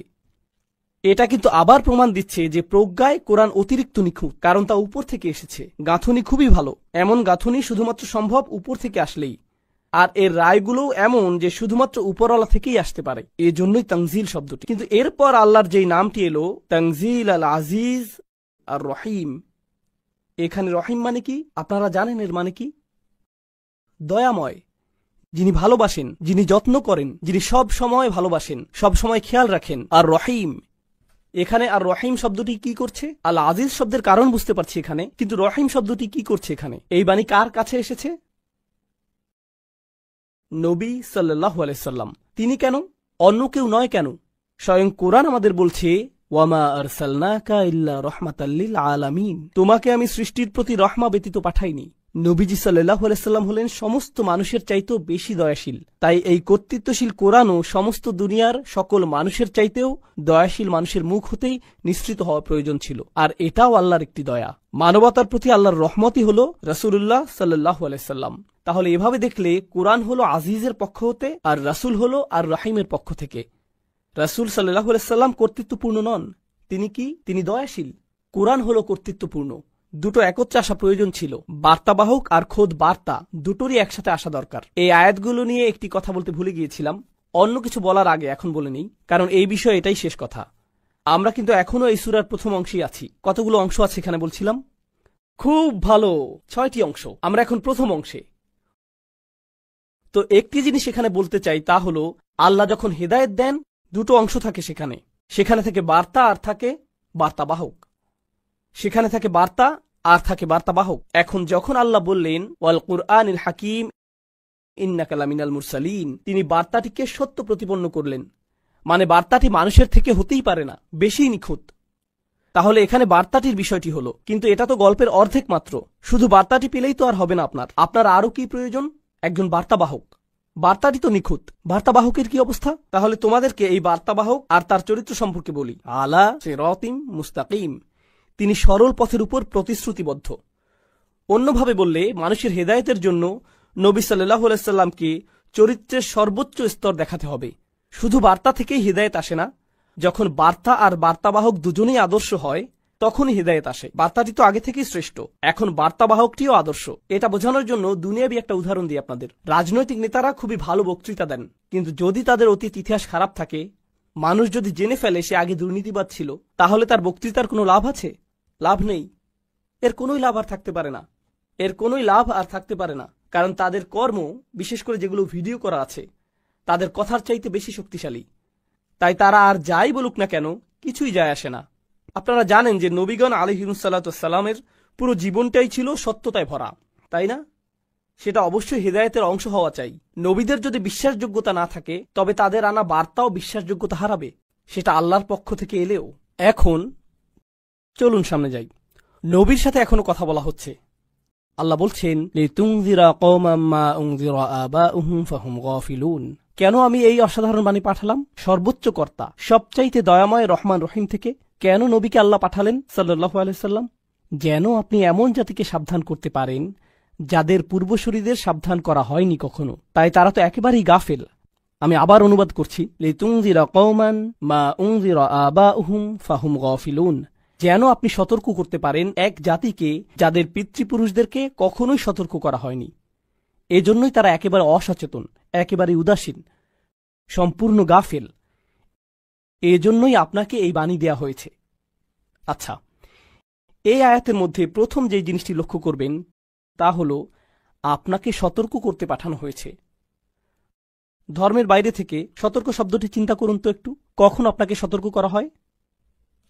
ঝড় আসছে, আপনারা তো এই সম্পর্কে ভালো জানেন। হিউস্টন, ঝড় আসছে। রেডিওতে সতর্কবাণী প্রচার করা হয়, টিভিতে সতর্কতা দেখানো হয়, ফোনে অ্যালার্ট বেজে ওঠে, ইত্যাদি ইত্যাদি। ঠিক, সতর্কতা তো অবশ্যই নির্ভরযোগ্য আর কর্তৃত্ব সম্পন্ন উৎস থেকে আসতে হবে, ঠিক কিনা? এমন উৎস থেকে আসতে হবে যেই উৎসের কর্তৃত্ব আছে, আপনি সম্মান করতে পারবেন। এটা প্রকাশ করার কি কোনো শব্দ আছে? যা আমরা আগেই বলেছিলাম, আজিজ। আপনাকে যদি সতর্ক করতে পাঠানোই হয়, তবে অবশ্যই এমন কেউ পাঠাবেন যিনি বৈধভাবে আসলেই এই সতর্কবার্তা পাঠাতে পারেন। তিনি হলেন আল আজিজ।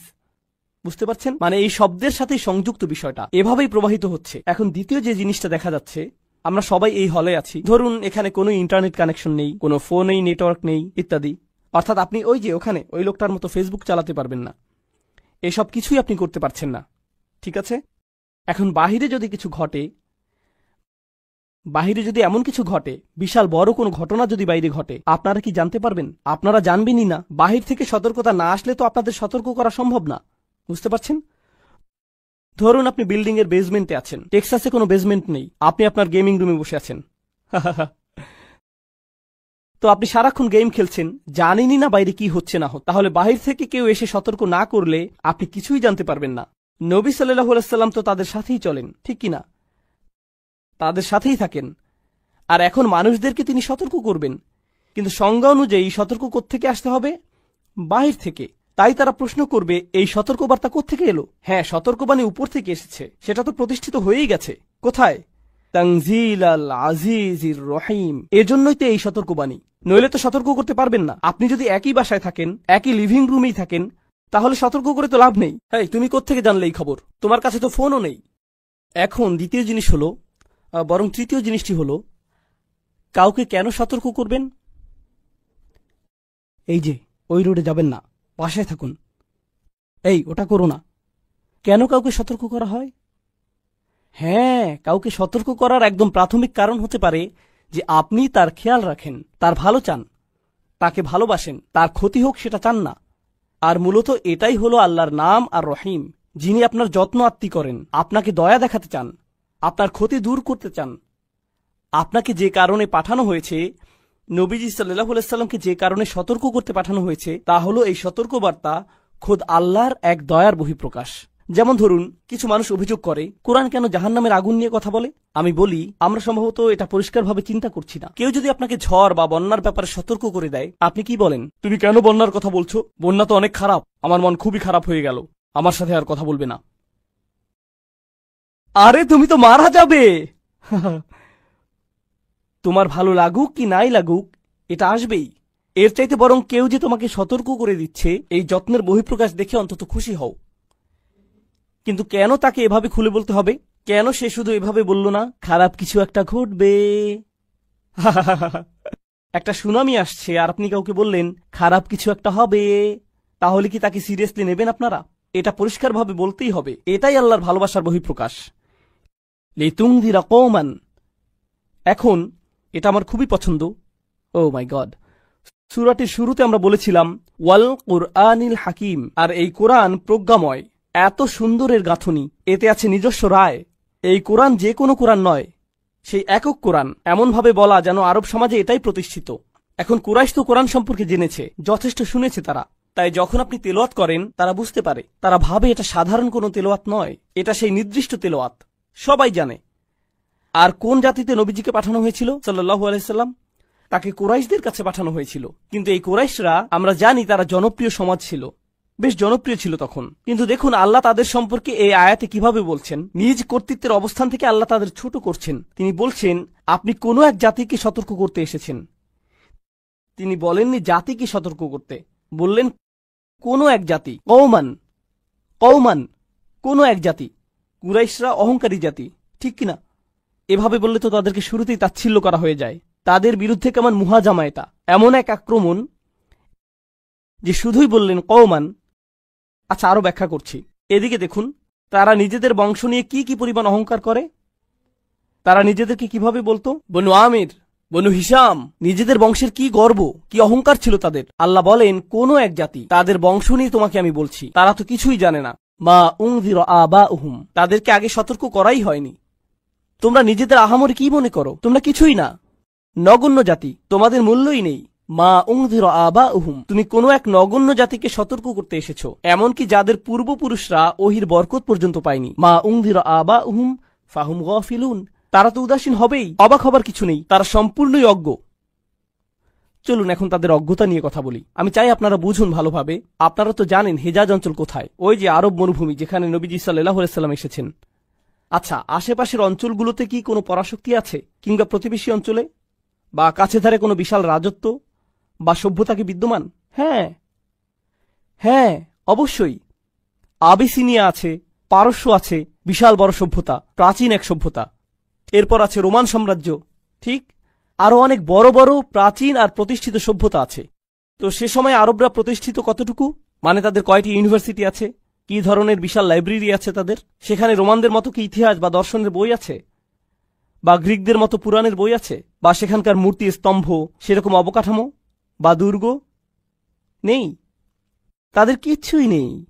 আল্লাহ কুরাইশদের বলছেন, তোমরা নিজেদের নিয়ে এত অহংকার করছো, তোমরা তো একেবারেই অজ্ঞ। তোমাদের চাইতে কত বড় রাষ্ট্র পড়ে আছে। নিজেদের কি মনে করো? তোমরা কি মনে করো নিজেদের? এত কিসের গর্ব তোমাদের? তোমরা তুচ্ছ, সমস্ত পৃথিবীতে অন্যদের তুলনায় নগণ্য তোমরা। এমনকি অন্যরা তোমাদের আক্রমণও করতে চায় না। এখানে তো এখনো তেল আসেনি। তারা তোমাদের একা ছেড়ে দিয়েছে। মনে করতে পারো তোমরা রোমানরা তোমাদের চায় না, পারস্যরা তোমাদের চায় না। কি? আমরা কোন দুঃখে আমাদের সৈন্য ওখানে পাঠাবো? 1000 বছর ধরে তারা একা ছেড়ে রেখেছে একে। প্রত্যেক সভ্যতাই নিজ অঞ্চলের প্রসার চায়, ঠিক কিনা? তাই প্রশ্ন আসছে, তাহলে তারা নিজেদের অঞ্চল সেখানে বাড়াচ্ছে না কেন? কারণ এতে কোনোই লাভ নেই, কোনো লাভই নেই, তাই না? তাই একা ফেলে রেখেছে। আর তোমরা নিজেদের বিশাল বড় ভাবছো। দেখুন, এই ধরনের মানসিকতা মানুষের মধ্যেও আছে। তারা যখন গ্রামে বাস করে, নিজেদের ছোট্ট গণ্ডির মধ্যে পুরো জীবন কাটায়, তখন অহংকার বেড়ে যায়, মূর্খতা পেয়ে বসে, ভাবে আমি কি হলুম রে। বুঝতেও পারে না যে বাহিরের জগতে কেউ তাদের পাত্তাও দেয় না। এটা কিন্তু মসজিদ কমিটির মেম্বারদের মধ্যেও হতে পারে। বাহিরের কেউই পাত্তা দেয় না, আমি মসজিদ কমিটির সভাপতি, কারোই কিছু যায় আসে না। না, আসলেই কিন্তু কখনোই কারো যায় আসে না। এমন হয় কি না? একদিন আমার এক বন্ধু আমাকে একটা ভিডিও দেখালো, ভারতের অস্পৃশ্য শ্রেণীর একজন ব্যক্তির একটা ভিডিও। সে আগে হিন্দু ছিল, কিন্তু ধর্ম ত্যাগ করেছে। এখন ইউটিউবে হিন্দু ধর্মকে নিন্দা করে শুধু। আমি এখানে হিন্দু ধর্মের নিন্দা করতে আসিনি, কিন্তু তার আসল বক্তব্যটা হলো যে এই সম্পূর্ণ ধর্মটি সমাজে শ্রেণী বৈষম্য সৃষ্টি করতেই গঠিত। সে কিন্তু অস্পৃশ্য শ্রেণীর একদম নিম্নতর ছিল। এখন সে থাকে নর্দার্ন ক্যালিফোর্নিয়াতে, একটা টেক কোম্পানির হেড, $1 মিলিয়ন তার আয়, কর্মজীবনে সে অত্যন্ত সফল, তাই না? অথচ সে বলছে, আমি যখন আমার গ্রামে যাই, এখনো যখন বাসে উঠে বসি, তারা আমার পাশে কেউ বসে না। গ্রামের সবার আয় যোগ করলেও আমার চাইতে কম, অথচ তারা আমার পাশে বসে না। গ্রামের সকলের শিক্ষা যোগ করলেও আমার শিক্ষার চাইতে কম, কারণ তাদের সেই ছোট্ট দুনিয়ায় তারাই সবচাইতে উচ্চ, তাদের সেই নগণ্য তুচ্ছ দুনিয়া। এইটাই হলো কুরাইশ, মিছিমিছি ক্ষমতার মোহে বিভ্রান্ত। এটা কিন্তু হতে পারে কোনো শাশুড়ির বেলাতেও, এমন হতে পারে স্বামীর বেলাতেও, আসলেই হতে পারে, বাবা মার ক্ষেত্রে হতে পারে, বড় ভাই বোনের ক্ষেত্রে হতে পারে। এমন মানসিকতা যে কারো মাঝেই চলে আসতে পারে। তার হাতে যদি একটুখানি ক্ষমতা থাকে আর সেই ক্ষমতা তার জন্য মাদক হয়ে যায়, তখন সে নিজেকে মনে করে সবচাইতে বড়, কেউ তাকে ধরতে পারবে না। এ কারণেই আল্লাহ কুরাইশদের বাস্তবতাটি চোখে আঙুল দিয়ে দেখিয়ে দিচ্ছেন। বংশ নিয়ে গৌরব করো, তাদের তো কোনো খবরই নেই। ফাহুম গাফিলুন। এরপর এটুকুও যেন যথেষ্ট না, পুরো দুনিয়া এগিয়ে গিয়েছে আর আপনি সেখানেই পড়ে আছেন, আপনার খবরই নেই। বিশ্ব যেখানে সামনে চলে গিয়েছে, আপনি পেছনেই পড়ে আছেন। তার উপর নিজের মূর্খতা সম্পর্কেও অজ্ঞ আপনি। তোমরা কিছুই জানো না, তোমাদের কোনো জ্ঞানই নেই। অশিক্ষিত মূর্খের দল। উচ্চশিক্ষার এই নিয়ামত স্বয়ং আল্লাহর পক্ষ থেকে আসছে তোমাদের কাছে, অথচ তোমরা উদাসীন। আচ্ছা দেখুন, যখন কোনো সমাজে লম্বা সময় ধরে শিক্ষা দীক্ষা থাকে না, তখন তারা শিক্ষাকেই মূল্যহীন ভাবতে শুরু করে। ঠিক, শিক্ষাকে আর গুরুত্ব দেয় না তারা, বরং শিক্ষাকে তারা ভয় পাওয়া শুরু করে। কারণ তারা জানে জ্ঞানার্জন করলে আপনি বদলে যাবেন, তাই তারা সবকিছু মূর্খ রাখতেই পছন্দ করে। দেখুন, আমি এসব ব্যাপার তুলে ধরতে চাই, কারণ এগুলো শুধু কুরাইশদের সমস্যা নয়, মুসলিমরাই। অন্যদের ব্যাপারে কথা বলার কোনো ইচ্ছা নেই আমার, আমাদের নিজেদের নিয়ে ভাবতে হবে। মুসলিম বিশ্বের একাংশ, মুসলিম বিশ্বের বিশাল একটা অংশ, এমনকি আমরা বহু বিষয় নিয়ে একেবারেই অশিক্ষিত। আর আমরা এমন থাকতেই পছন্দ করি, কারণ নতুন জিনিস শেখা, বদলাতে চাওয়া তো কষ্টকর, আরামের কাজ নয়। তাহলে তারা আর কিসের ব্যাপারে গাফেল? এই যে আল্লাহ তাদেরকে সমস্ত মানুষের চাইতে বেশি দয়াময় মানবকে তাদের কাছে পাঠিয়েছেন, ইতিহাসের সবচাইতে বড় কালাম এসেছে তাদের ভাষাতেই, কুরাইশদের কাস্টমাইজড পদ্ধতিতে। যে এখন কুরআন সম্পর্কে জানতে হলে আমাদের কুরাইশ সম্পর্কে জানতে হয়। কিতাবটি যদিও পুরো বিশ্ব মানবতার প্রতি নাজিল হয়েছে, তবুও তা ভালোভাবে বুঝতে হলে আমাদের যাদের কাছে এসেছিল তাদেরকে বুঝতে হবে। আল্লাহ তাদেরকে মুসলিমদের শিক্ষার জন্য সবচাইতে গুরুত্বপূর্ণ ঐতিহাসিক দল বানিয়ে দিলেন, সকল মহাদেশে, সকল ভাষায়, সকল সভ্যতায়, একদম বিচার দিবস পর্যন্ত। অথচ তারা যে রাহমাতুল্লিল আলামিনের সঙ্গে বসে আছে, এটা নিয়ে তাদের কোনো উপলব্ধিই নেই। তারা জানেই না কি অস্বীকার করে বসছে। যা পেয়েছে সেটার প্রতি কোনো রকম বুঝ বা কদর নেই। তাদের যদি একটু হলেও ধারণা থাকতো, অল্প করে হলেও যদি ভবিষ্যৎ দেখতে পেত, বেশি না, মাত্র 100 বছর ভবিষ্যৎ যদি দেখতে পেত, কিংবা 200 বছরের ভবিষ্যৎ, তারা যদি জানতো দুনিয়ার জন্য কোরআন কি করছে, কোরআন পৃথিবীতে কি করছে, পৃথিবীতে ইসলাম কি করছে, আন্দোলুসিয়াতে কি করেছে, দামেস্কে কি করেছে, ইরাকে কি করেছে, ভারতে কি করেছে, দুনিয়ার প্রতি অবদান কি, এই লোকগুলোর কোনো ধারণাই নেই। তারা শুধুই বসে বসে বলছে, আহ, আমাদের কিছুই যায় আসে না। তারা যে কতটা মূর্খ সেটা সম্পর্কে বলে এটা শেষ করতে চাই। আপনাদের তাদের মূর্খতার স্তর সম্পর্কে উদাহরণ দেব। কখনো কখনো আপনি জানেনই না যে কার সাথে কথা বলছেন, এমনটা তো হয়, তাই না? অথবা বোকার মতো কাজ করে ফেললেন, পরে উপলব্ধি হয় যে সেই লোক ভিআইপি কেউ ছিল। কোন এক মজলিসে এই ঘটনা ঘটেছিল। আমাদের একজন শায়েখ বললেন তার স্ত্রীও একজন শিক্ষিকা, তিনি ছাত্রদের ইসলামিক স্টাডিজ পড়ান, বেশ জনপ্রিয়, নাম বলবো না আমি। তো তিনি হজে গেছেন, দলের একজন তার সাথে কথা বলছে, তিনি এই লোককে চেনেনি না। হঠাৎ সে বলা শুরু করলো, অমুক মহিলা আছে না, শিক্ষকতা করে, সে তো ইসরায়েলি গোয়েন্দা। সেই লোক শায়েখ বলেই যাচ্ছে যে কিভাবে ইহুদিরা এই মহিলাকে ফান্ডিং করে মুসলিমদের নষ্ট করতে। এই লোক মহিলার স্বামীকে বলছে এসব। প্রায়ই দেখা যায় যে আপনি কারোর সাথে কথা বলছেন অথচ জানেনই না যে আপনি কার সাথে কথা বলছেন। এমন কি হয় না? অবশ্যই। যখন তারা কোরআনের বাণীকে অস্বীকার, ঠাট্টা বা প্রত্যাখ্যান করে, তখন তারা কি শুধু নবীকে অস্বীকার করছে সাল্লাল্লাহু আলাইহি সাল্লাম? বরং এটা তো সর্বোচ্চ কর্তৃপক্ষের বিরুদ্ধে চূড়ান্ত অপরাধ। আল আজিজ, এটা যেন দেখুন, কারো কর্তৃত্ব যত বেশি থাকে তাকে দেখে তত বেশি সাবধান থাকে মানুষ। রাস্তায় পুলিশ দেখলে আপনাদের তাকওয়া অনেক বেড়ে যায়, তাই না? সোজা হয়ে বসে যান, মানুষের মতো বসেন। তখন আদালতের ভেতর আপনারা তো নিশ্চয়ই বেকাতারা হয়ে বসেন না, ভদ্রলোকের মতো বসেন, কারণ বিচারক বা বিচারক মণ্ডলী হয়তো আপনাকে দেখছে।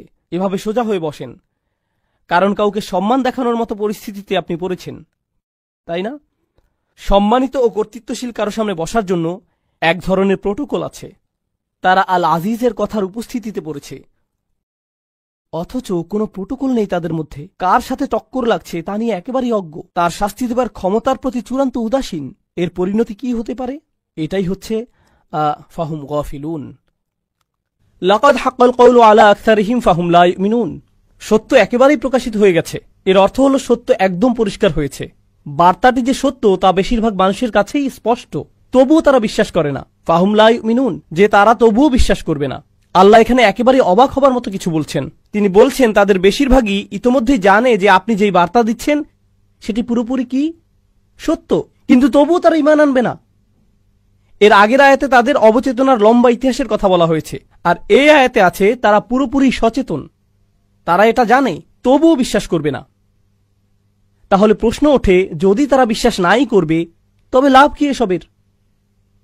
কেন বলা হচ্ছে যাও তাদেরকে সতর্ক করো, আর তারা বিশ্বাস করবে না? আচ্ছা, একদম উপর থেকে শুরু করি। সত্য তাদের কাছে একেবারে স্পষ্ট কিভাবে হলো? এক অনস্বীকার্য সংমিশ্রণের কারণে।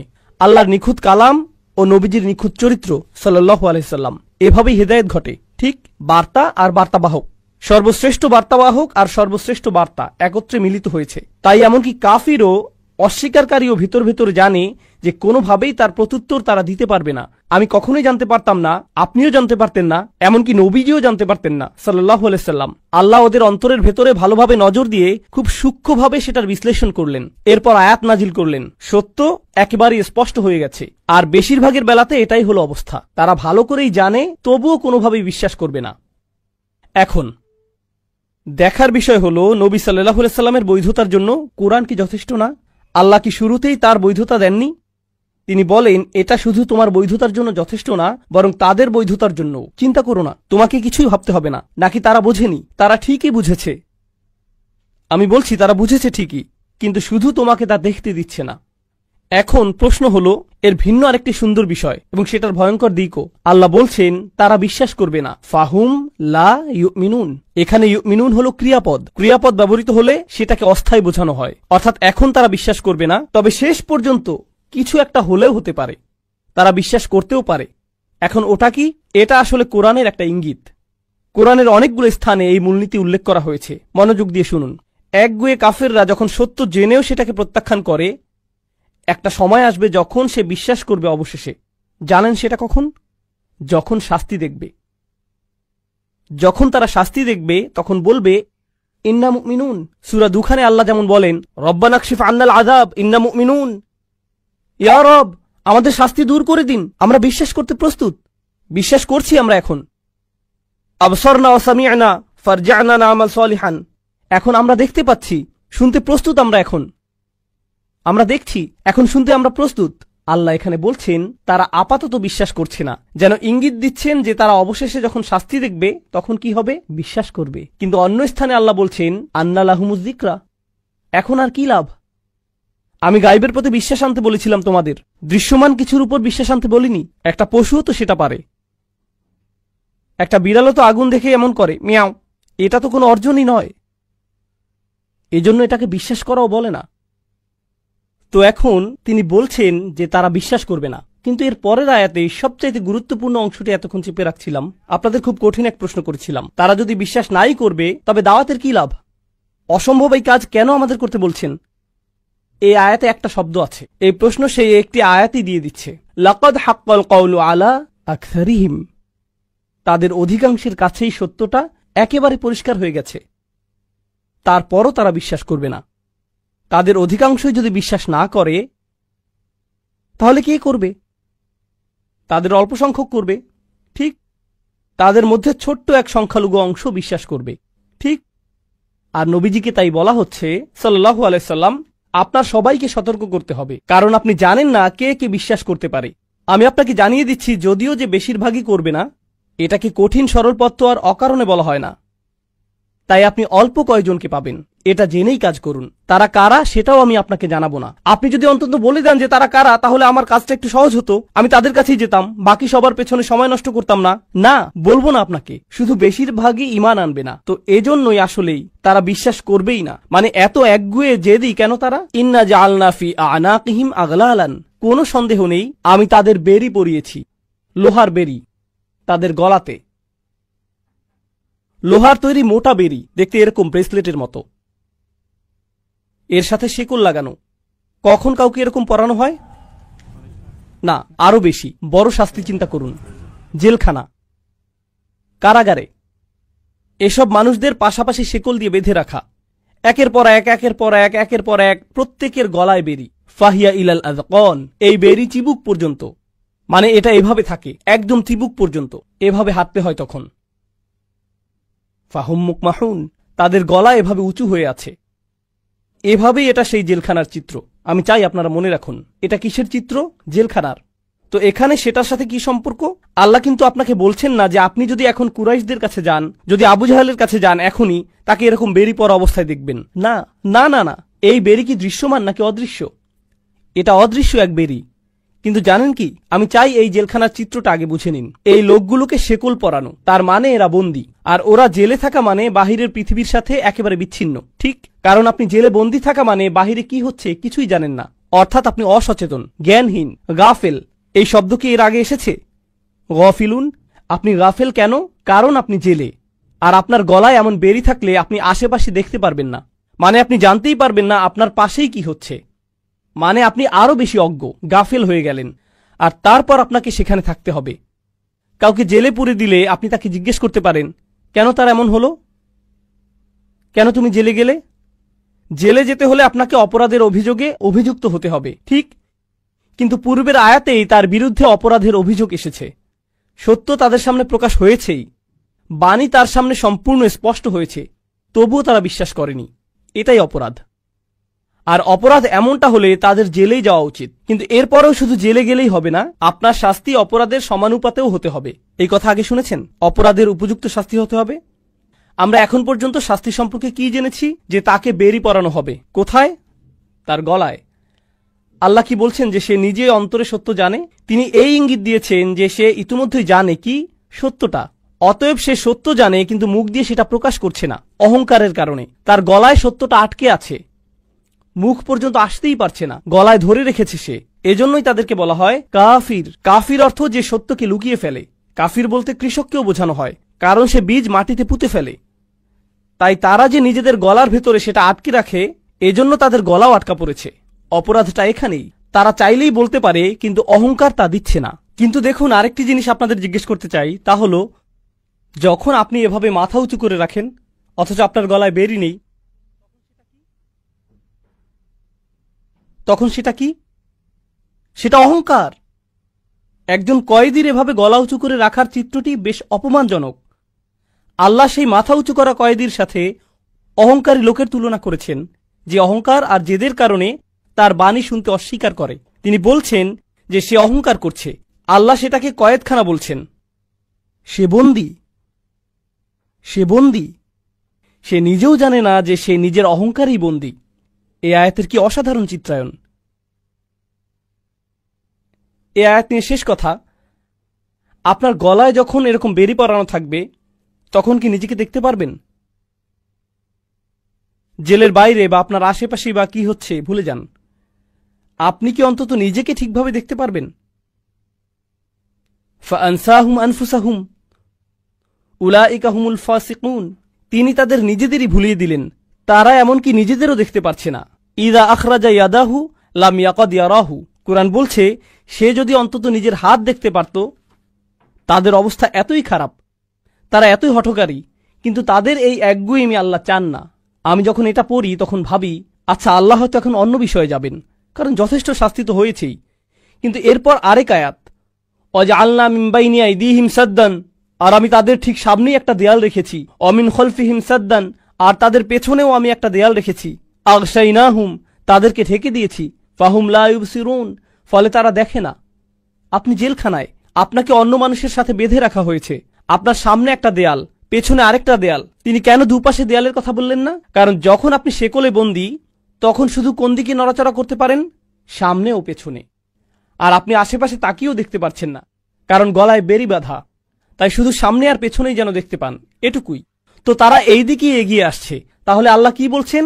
তাদের সামনে একটা দেয়াল আছে আর তাদের পেছনে একটি দেয়াল আছে। এই দেয়ালের কাজ কি? আপনি পালাতে পারবেন না। দেয়ালের আরেকটি কাজ হলো আপনি ওপাশের কিছুই দেখতে পাবেন না। ঠিক এটার কারণেই তারা অসচেতন। কিন্তু এখানে তো তিনটি আবরণ, সামনে দেয়াল, পেছনে দেয়াল, উপরে আরেক আবরণ। এটা কিছু খুব খুব গুরুত্বপূর্ণ। যখন আমি খুবই গুরুত্বপূর্ণ দুইবার বলি, খুব খুব এভাবে, তার মানে হলো এটা আসলেই খুব খুব গুরুত্বপূর্ণ। যদি বলি খুব গুরুত্বপূর্ণ, তখন আসলে আপনাদের শুধু জাগাবার চেষ্টা করছি। কিন্তু যদি আমি বলি যে খুব খুব গুরুত্বপূর্ণ, এর মানে আসলেই খুব খুব গুরুত্বপূর্ণ। তিনটি বাধা। প্রথম বাধাটি কোথায়? ঠিক তাদের সামনে। বোঝার চেষ্টা করুন এর মানে কি। আমাদের ঠিক সামনে কি জানেন? সবকিছু। যখন ঘুম থেকে উঠি, আমার ঘর আমার সামনে। যখন নিচে যাই, আমার বাচ্চারা আমার সামনে। যখন বাইরে যাই, পুরো আকাশ আমার সামনে। যখন গাড়িতে উঠি, আমার গাড়ি ঠিক আমার সামনে। কোরআন আমার সামনে। সমস্ত জীবন আমার সামনে। আল্লাহর সমস্ত সৃষ্টি কোথায়? ঠিক আমার সামনে। আর এই সৃষ্টি, এই আকাশ, এই পৃথিবী, সেই গাছ, আমার বাচ্চা, সবকিছুই আল্লাহকে স্মরণ করিয়ে দেয়। সবকিছুই। কিন্তু তারা এসব থেকে বাধাপ্রাপ্ত, তাই তারা ওসব কিছুই দেখে না। তাই কিছুই তাদেরকে আল্লাহর কথা মনে করিয়ে দেয় না। সবকিছুই তাদের চিন্তার জন্য যথেষ্ট না। সত্যের পথ হতে তারা অবরুদ্ধ। অন্য ভাষায় প্রথম প্রাচীর হল সমস্ত সৃষ্টি। বোঝার চেষ্টা করুন এই জিনিসটা। আল্লাহ যা কিছুই সৃষ্টি করেছেন সবই আমাদের সামনে। আপনি তো সারাক্ষণ কোরআন পড়ছেন না, সারাক্ষণ তো আপনি ইবাদত করছেন না। কিন্তু জানেন কি, যখনই আপনি জেগে আছেন, আপনার ঠিক সামনেই কি থাকে? সৃষ্টি সব সময় আপনার সামনে থাকে। নিজের চোখে দেখে অনুধাবন করার মতো কিছু না কিছু সব সময়ই থাকে। এটাই হলো প্রাচীর। দ্বিতীয় প্রাচীরটি কোথায়? তাদের পেছনে। আমাদের পেছনে কি? আমাদের ইতিহাস, আমার নিজের ইতিহাস, আমার জাতির ইতিহাস, অন্যান্য জাতির ইতিহাস। এগুলো সব কোথায়? তারা তাদের সামনে থাকা প্রাচীরের কারণে পুরো বিশ্ব দেখতে পারছে না, আর তারা তাদের পূর্বে গত মানুষের অবস্থা থেকেও শিক্ষা নিচ্ছে না। এজন্য তাদের পেছনেও আরেক প্রাচীর। এখন পর্যন্ত দুটো পেলাম, আপনার চারপাশের দুনিয়া 1 নম্বর, আর আছে ইতিহাস 2 নম্বর। কিন্তু সেটাও যথেষ্ট না। অন্য দিক থেকেও তারা অবরুদ্ধ। কোথায়? ফাআগশাইনাহুম, আমি তাদেরকে ওপর থেকেও ঢেকে দিয়েছি। এখন আপনি যদি ওপর থেকে তাদের বন্দী করে রাখেন, তার মানে ওপর থেকেও এমন কিছু শেখার আছে যা সত্যের পথ দেখায়। আপনি যদি ইতিহাসে মনোযোগ দেন, সেখান থেকেও সত্য পেতে পারেন। হতে পারে উপরেও কিছু একটা আছে যা আপনাকে সত্যের দিকে নিতে পারে। সেটা কি? আল্লাহর পক্ষ থেকে বাণী। এখন সেটাও আপনার অন্তর হতে অবরুদ্ধ। আপনি কোরআনের যেখানেই পড়েন না কেন, তা বলবে যে সত্যে পৌঁছানোর জন্য 3টি রাস্তা আছে। আপনার চারপাশের পৃথিবীর দিকে নজর দিতে পারেন, ইতিহাসের প্রতি নজর দিতে পারেন, আর নজর দিতে পারেন ওহির প্রতি। কোরআনে এই 3টি ধ্রুব। আপনি যখন নিজের প্রতি মনোযোগ দিচ্ছেন, তখন আপনি সবকিছুর প্রতি দিচ্ছেন। সানুরিহিম আয়াতিনা ফিল আফাকি ওয়া ফি আনফুসিহিম হাত্তা ইয়াতাবায়্যানা লাহুম আন্নাহুল হক। আপনার চারপাশের পৃথিবীটাই সত্যে পৌঁছানোর প্রথম ধাপ, ইতিহাস। আর যারা ইতিহাস নিয়ে চিন্তা করতে পারে, তারাও সত্যে পৌঁছাতে পারে। আর সত্যে পৌঁছানোর সবচাইতে শক্তিশালী পথটি অবশ্যই সেটা যা ওপর থেকে আসে। অথচ এই মানুষগুলো পুরোপুরি অবরুদ্ধ। তাই ওহি তো দূরে থাক, তারা তো এই বাণী শুনছেই না। নবীজি সাল্লাল্লাহু আলাইহি সাল্লামকে তারা আপনাকে শুনবে না, অথচ তা কোরআন উপর থেকে এসেছে। অথচ তা কোরআন উপর থেকে এসেছে। এটা বলতে বলার আগে দেখুন, সেটা তো তাদের প্রথম অপরাধী না। তারা তো তাদের আশেপাশের পৃথিবীটাতেই মনোযোগ দেয় না। তারা ধ্বংসাবশেষ নিয়েও চিন্তিত না। তারা তো অতীত জাতির ধ্বংসাবশেষের পাশ দিয়ে গিয়েছে, আরবরা যেত এভাবে। অথচ তারা দুইবার ভাবত না, এখানে কি হয়েছে, এখানে কি হয়েছে। ফাহুম লা ইউবসিরুন, তাদের এই অবস্থা কেন হলো? তারা এমনটা কখনোই ভাবেনি। কি এক চিত্রায়ন, কি অসাধারণ চিত্রায়ন। আর এই সব কিছুর শেষে এখন নবীজি সাল্লাল্লাহু আলাইহি সাল্লামকে বলা হচ্ছে, তিনি কি সংখ্যাগুরুদের পাবেন নাকি সংখ্যালঘুদের? এখন বলা হচ্ছে বেশিরভাগ মানুষই খারাপ, কোনো আশা নেই।